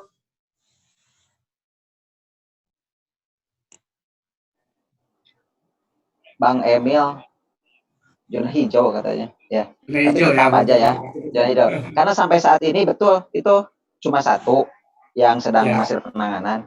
Hasil swab massal baru hari kedua ketiga ya. Itu belum ketemu, alhamdulillah ya. Beda sama Karawang ya. Dia hari pertama ketemu 3, hari kedua ketemu 5, hari berikutnya ada aja gitu ya. Dia ketemu. Walau alam Purwakarta bisa jadi pinter milih kasusnya sehingga negatif semua gitu ya. Tapi memang kita berharap memang kan ini tempat tinggal kita, insya Allah mudah-mudahan bersih ya. Istimewa banget Purwakarta itu ya. Mungkin kehadiran Pak Junaidi ini yang virus aja takut barangkali. Insya Allah hijau lah ya. Hijau ya, berarti kita hijau ya, tapi bukan berarti kita meninggalkan protokol kesehatan gitu ya dok ya. Oh iya. Hijau bener-bener hijau ya, bukan warna parpol. Oke baik dok, ini dok sekarang ini kan ini pertanyaan dari host nih sebenarnya. Kita kan dengan adanya pandemi ini itu kan banyak belanja online, makanan online. Nah dok, bagaimana mentreatment kan kita pesan makanan lewat Gojek atau lewat Grab atau delivery dan sebagainya. Itu kan kita benar-benar hanya percaya ke Gojek atau ininya saja, nanti itu makan kita terima. Nah, bagaimana perlakuan yang benar dok agar kita tidak terpapar COVID-19 ini gitu dok? Ya, baik, terima kasih. Untuk parcel paket yang dikirim dari logistik gitu ya. Kalau menurut WHO sih itu aman, tidak terjadi penularan. Tapi kan kita juga tadi lihat bahwa virus itu masih bisa bersemayam di kertas, di aluminium ya, kita harus waspada ya. Ketika menerima ya baiknya sih memang kalau memang itu bisa didekontaminasi, kita dekontaminasi, kita buang keluar, kita cuci tangan, penting gitu ya. Tapi kalau makanan masa kita semprot gitu ya. Kalau makanan tentu kita harus pilih-pilih ya. Kita tahu betul yang kita pasang itu dia menggunakan protokol kesehatan. Karena bisa jadi dia ketika masak nggak pakai fisil ya, dia muncrat-muncrat seperti itu ya. Ya kita nggak sumudon ya, kita kan waspada ya. Ya kita makanya ini juga sosialisasi untuk protokol kesehatan itu harus di tempat makanan sampai beberapa kali sidak itu dan kasih masukan ke bupati beberapa tempat misalnya yang jual donat dia nggak pakai masker padahal itu kan berisiko seperti ini. Nah ini tugas kita sih, makanya yang hadir di sini ada satu ladang amal ketika membeli makanan, lihat orang yang jual makanan. Kalau perlu pro kami insya Allah menyiapkan masker, kalau mau kita ada masker boleh dibagikan. Kalau yang ada yang jual makanan itu dia nggak pakai harus pakai. Terus motivasi ini ibadah ya. Itu resiko karena satu bilang aja ini resiko tidak laku. Karena orang udah tahu bahwa kalau dia muncrat-muncrat itu resiko COVID gitu ya. Menurut saya sih seperti itu ya. Oke, terima kasih dok. Artinya nanti berarti kita pun harus selektif ya dok ya. Nanti ketika ambil makanan dan sebagainya dok. Ya. Baik, ini tugas ada kita untuk edukasi. Oke, pertanyaan berikutnya. Kalau Pak Agus tadi pertanyaan kedua mungkin nanti dijawab secara offline nanti lah ya. Live. Kemudian yang berikutnya dari Denny dan Vina, bagaimana tanggapan dokter terhadap berita ini adalah rekayasa? Nah, gimana dok? Ini rekayasa dok COVID-19 ini. Rekayasa, ya bisa jadi ya, bisa jadi. Tapi kan kita nggak tahu, belum ada yang membuktikan.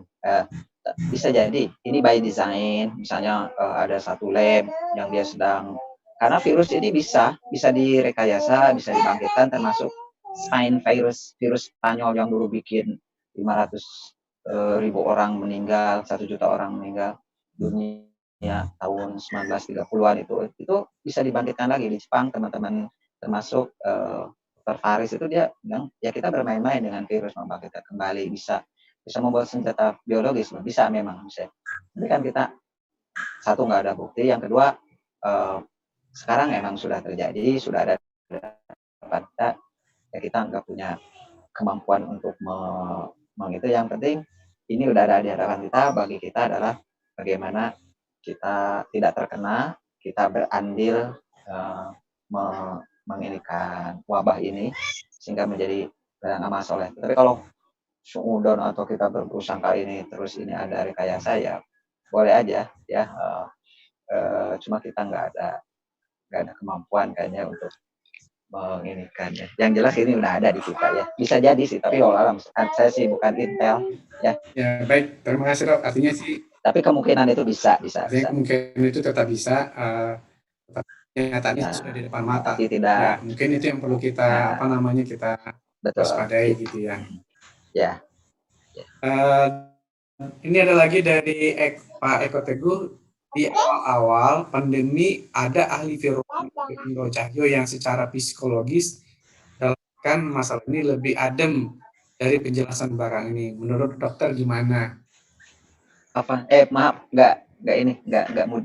Jadi ada dokter ahli virologi. Ya, di awal-awal pandemi ada ahli virologi, dokter Cahyo secara psikologis dalam menjelaskan masalah ini lebih adem dari penjelasan belakang ini yang mungkin serem gitu. Nah, saya tidak mengikuti beliau. Ya pada intinya virus ini memang makhluk Allah yang memang dia lemah sebetulnya ya, tidak sempurna, bisa mati. Yang kita sebetulnya tidak boleh over sih ya, tidak boleh over menanggapinya, tetapi tidak mempelekan ya, karena ketika kita terkena ya kita juga repot ya seperti itu.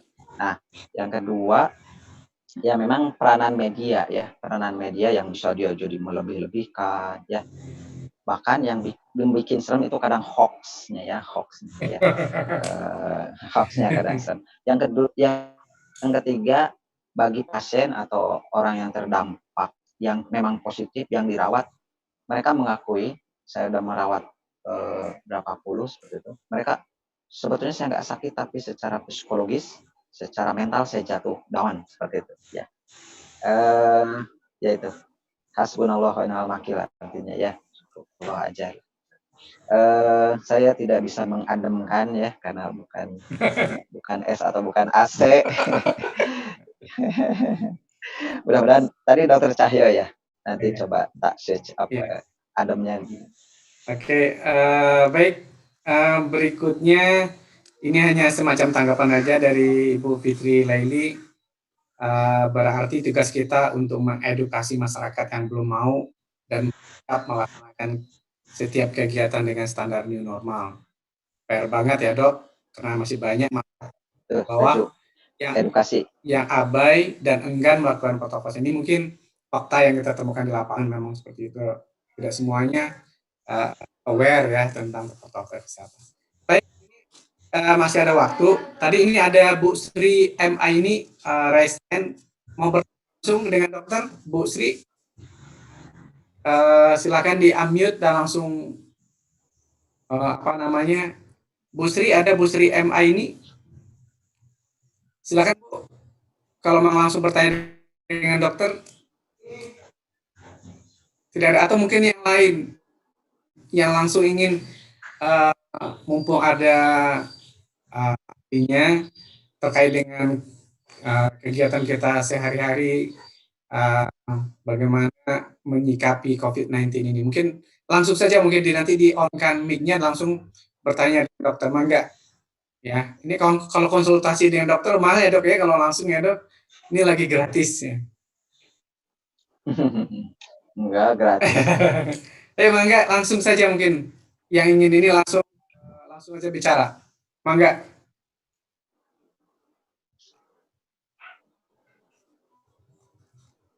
Kalau nggak ada yang bertanya, atau sudah clear semua? Ya, saya menangkapi tadi yang Ibu itu ya. Jadi memang kita bertugas saat ini sebagai edukator ya, yang punya informasi benar, sampaikan ya itulah dakwah kita, termasuk dakwah COVID ini. Mengajak, memberitahu tentang informasi COVID. Kalau nanti ada peneliti atau teman-teman yang punya informasi untuk vaksin, boleh nanti kita usulkan. Ya, oke. Terima kasih dok. Tadi ada pertanyaan sama-sama. Materi, apakah akan di-share? Nanti kita akan share ya. Jadi materi dari Dr. Rudi akan kita share ke semua peserta sebagai panduan ya. Halo Bu Sri, mau jadi bertanya Bu Sri? Ini masih raise hand. Oke. Bagaimana dengan yang lain? Mungkin ada yang ingin bertanya?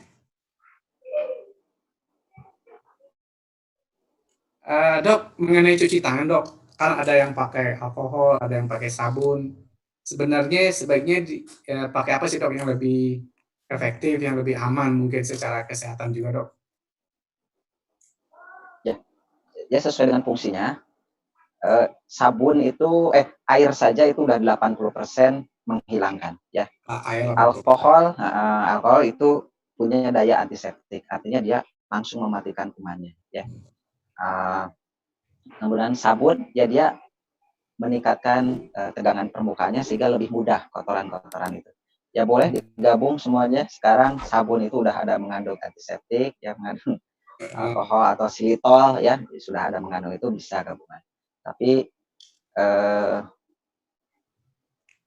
pakai sabun, dan kalau dianjurkan sih pakai air dan sabun ya, tapi kan itu tidak selamanya tersedia ketika dalam perjalanan atau itu ya. Hand sanitizer bisa barangkali solusi untuk membunuh kuman. Oke, dok, terima kasih dok. Ini ada pertanyaan lagi dok.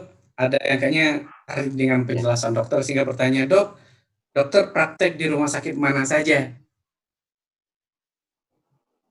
Oh ya, terima kasih. Saya praktek PNS-nya di Rumah Sakit Sekarwangi Sukabumi. Saat ini sedang proses mutasi dan sudah praktek di Rumah Sakit Khusus Paru di Karawang, Jatisari. Ya, insya Allah mulai Juli di Rumah Sakit Ramahadi, Purwakarta. Wah, sudah semakin dekat dengan Purwakarta nih dok. Ya, siap. Oke, jadi dalam proses mutasi ke Karawang ya. Sudah ACC Gubernur, tinggal nunggu surat dari BKM. Mohon doa dari semuanya. Siap dok, siap. Ya, terima kasih dok. Oke, berikutnya ada pertanyaan mengenai dok, bisa ditunjukkan cara mencuci tangan yang baik dan benar. Nah, mungkin harus pakai gini-gini dok. Oh iya. Oh boleh itu. YouTube-nya udah banyak, tinggal klik di YouTube ya.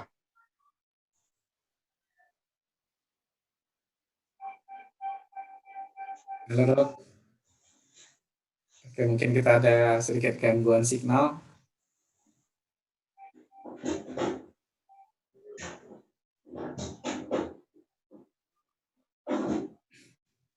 Ya, jadi nanti sambil menunggu koneksi dengan dokter lagi, ya tadi disampaikan bahwa nanti materi insya Allah akan kita bagikan ke semua ya. Share di grup nanti.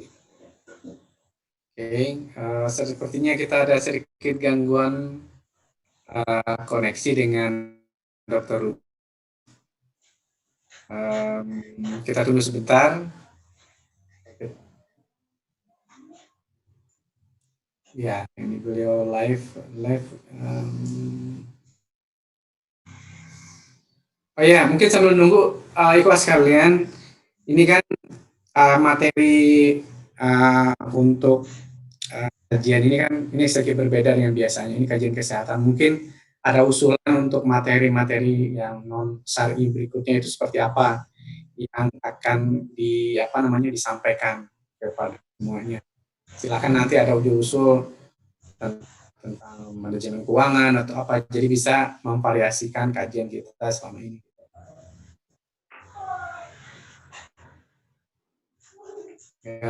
Kita masih ada kendala, sebentar kita telepon dulu dokter.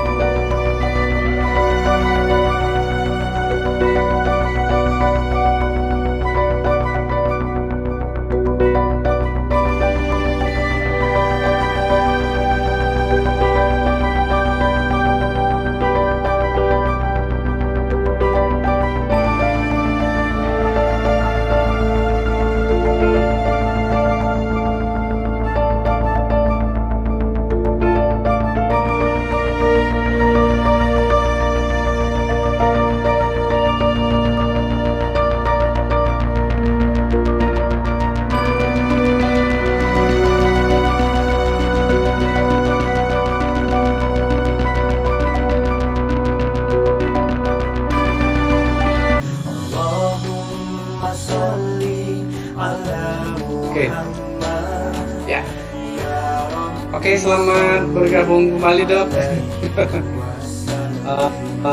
Maaf tadi terputus. Oke, baik. Kita lanjut ya dok ya. Sebentar, dokter masih di unmute kayaknya ininya. Oke. Mohon baik. Maaf. Ya. Ya dok, ya dok. Ini ada pertanyaan berikutnya dok, mengenai ini dari Pak Novi Prabowo. Sekarang ini kan dengan kondisi seperti ini, banyak yang khawatir pergi ke rumah sakit gitu ya, untuk kalau ketika ada sakit misalnya. Bagaimana, jadi kapan kita harus ke rumah sakit, kemudian kalau memang harus perlu, bagaimana supaya kita bisa tetap aman terhindar dari COVID-19 ini dok?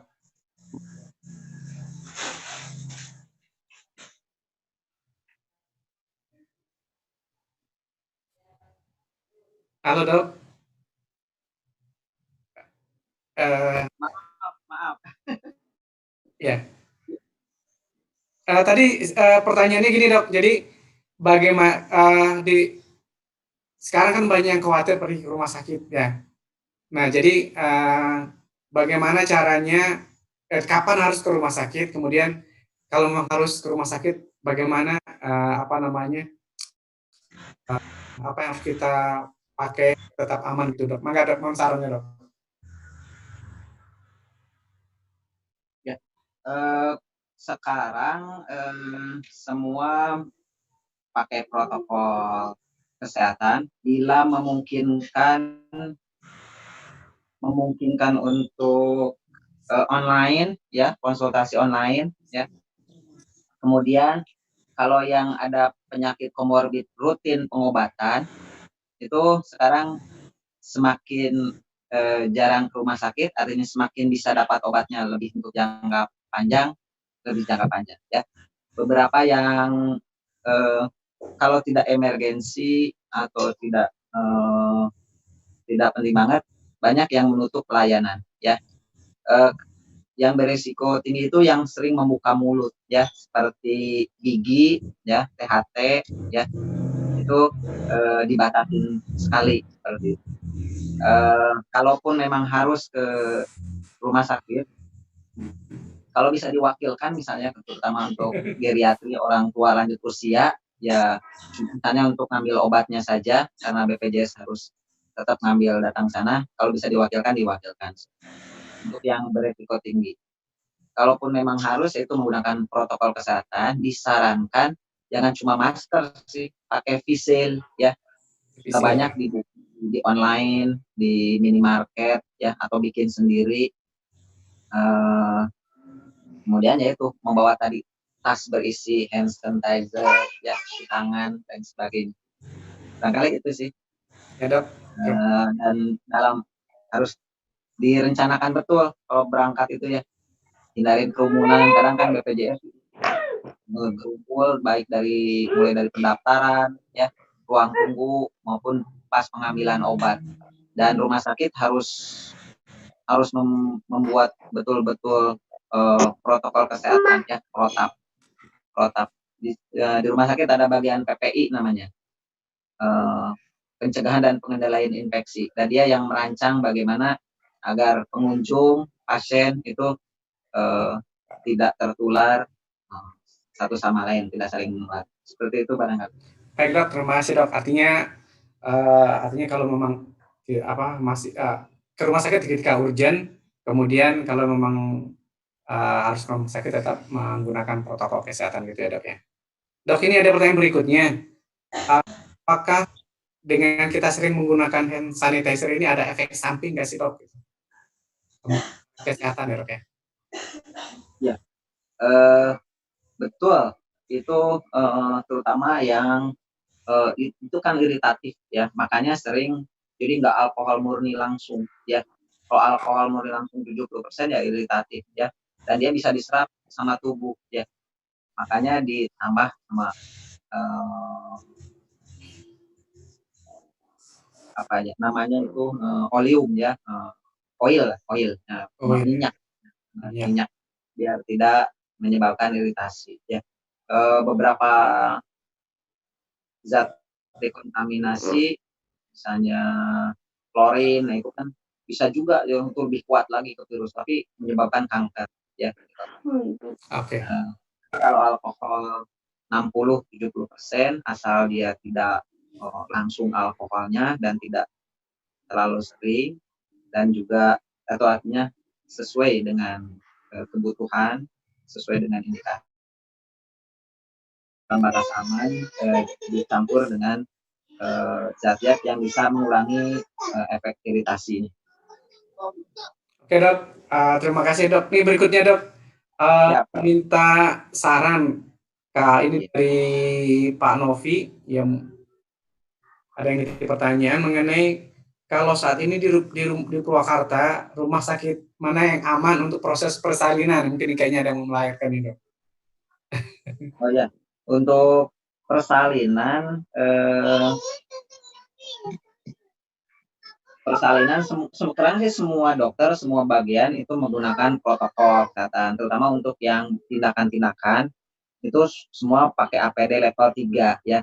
Hanya saja semua pasien pengunjung ya sama menggunakan protokol kesehatan, artinya jangan sampai kita yang asalnya nggak ada COVID kena, makanya menggunakan itu. Nah, biasanya ada yang membuat standar dirapid dulu. Iya dok, betul. Kemarin itu memang betul dok, kemarin itu ada teman pekerja yang kerja, jadi ketika proses melahirkan itu malah di swab dulu dok, untuk sebelum proses dia dirawat untuk persalinan itu gitu. Ya, saking takutnya sekarang. Tapi ya apalagi udah di kita lokal transmisi misalnya, ya jangankan untuk persalinan, naik pesawat aja sekarang harus swab dulu seperti itu.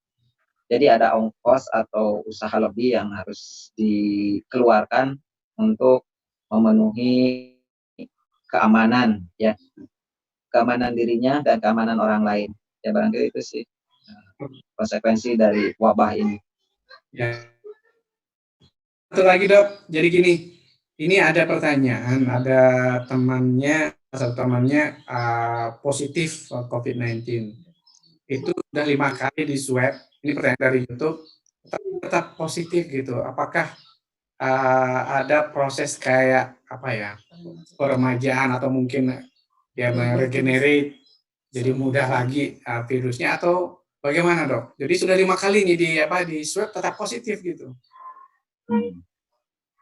Ya cukup prihatin, berempati pada orang yang dia terkena musibah COVID positif dan belum konversi namanya. Memang banyak faktor, terutama yang punya faktor komorbid, orang yang kena diabetes mellitus karena dia daya tahan tubuhnya termasuk imunokompromis gitu ya.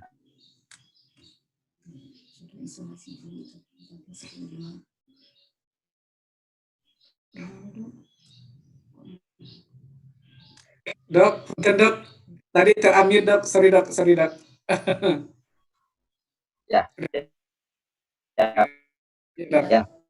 Jadi banyak faktor yang bisa menyebabkan konversi ya, dan itu kasusnya nggak banyak. Saya menangani juga yang udah 8 kali di swab masih tetap positif ya.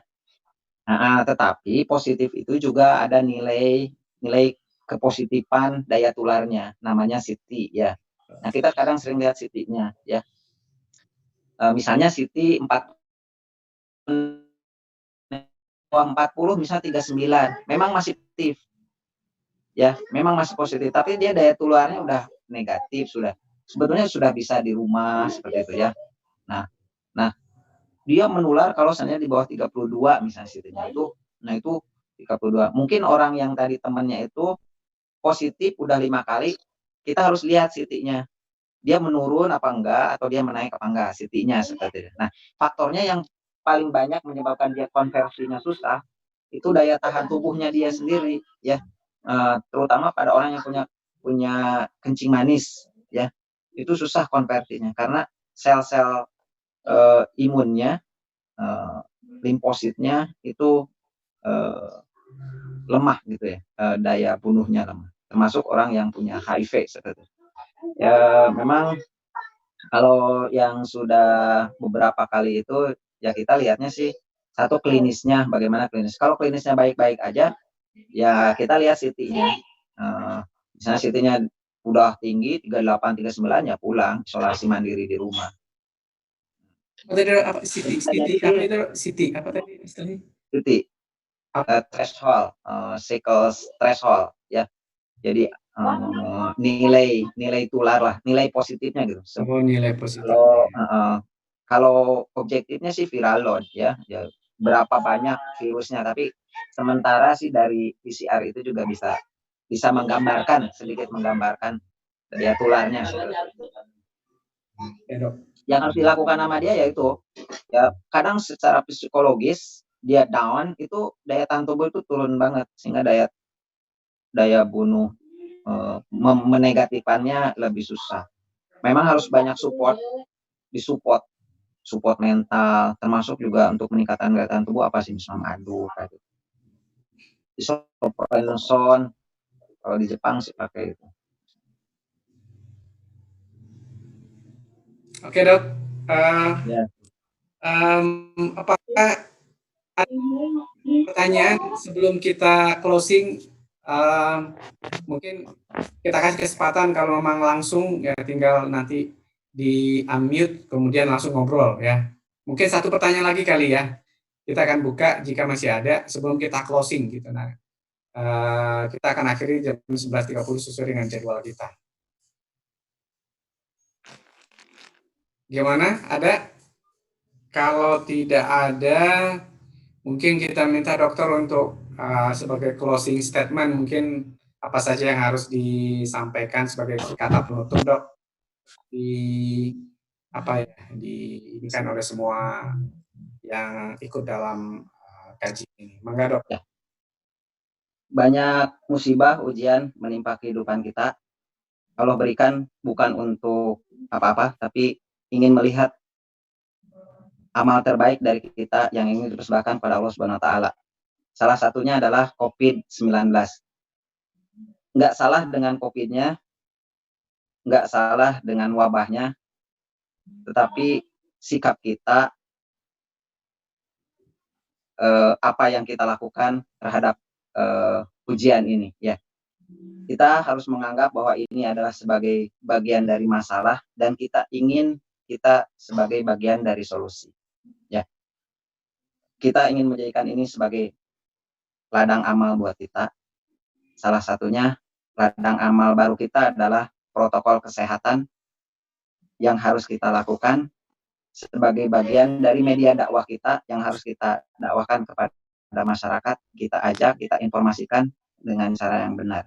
Dan kita harus punya sikap optimis, ya, optimis bahwa wabah ini insya Allah akan berakhir, akan bisa melalui, dan kita bisa kembali ke kehidupan normal sebagaimana sebelumnya. Dan kita insya Allah harus menjadi bagian orang-orang, menjadi tim, karena wabah ini bukan tugas dari salah satu pihak, tetapi semua pihak harus berkontribusi menuntaskan wabah ini. Insya Allah kita berharap kita selalu dijaga oleh Allah Subhanahu wa taala melalui doa-doa kita. Doa. Dan itu saja yang disampaikan. Salam buat keluarga, sehat selalu, selamat berjihad di COVID-19. Oke, terima kasih dokter. Tadi satu kata, kita tetap optimis itu ya, Dok. Artinya walaupun di tengah wabah ini, kita tetap harus optimis bahwa wabah ini pasti akan berlalu. Kemudian kita tetap jaga kesehatan, bahwa kita harus tetap melanjutkan kehidupan ini, kita tidak menyerah, ya. Kemudian kita tidak boleh juga menganggap remeh, abai gitu dengan protokol kesehatan gitu ya. Oke, baik Bapak Ibu sekalian, itu adalah sebagai akhir dari acara kita pada hari ini. Sekali lagi terima kasih kepada Dr. Rudi yang telah hadir bersama kita, kemudian memberikan sharing ilmu ya. Tadi satu kata yang perlu kita ingat juga, kita jadi sebagai ladang amal kita, ya. Tidak, kita bisa menjadi penyebar kebaikan, mengingatkan saudara kita. Kan tadi disampaikan masih banyak yang abai dengan protokol kesehatan. Mungkin itu bisa menjadi sarana kita untuk menyampaikan bahwa ini memang ada dan harus kita waspadai. Baik, sekali lagi terima kasih kepada Bapak Ibu semua. Terima kasih kepada PKS yang telah memfasilitasi kita untuk kajian kesehatan pada hari ini. Sekali lagi saya Junaidi sebagai host di acara ini, mohon maaf jika ada kekurangan. Sampai ketemu lagi pada kesempatan yang akan datang. Kita tutup dengan membaca Alhamdulillah bersama-sama. Alhamdulillahirrahmanirrahim. Kita tutup dengan doa kafaratul majlis. Subhanakallahumma wa bihamdika asyhadu an la ilaha illa anta. Wassalamualaikum warahmatullahi wabarakatuh. Ku dekat dirimu. Tiada kata yang dapat aku ucapkan, hanya Tuhan saja yang tahu. Ya Rasulullah, ya Habiballah, tak pernah ku tatap wajahmu. Ya Rasulullah,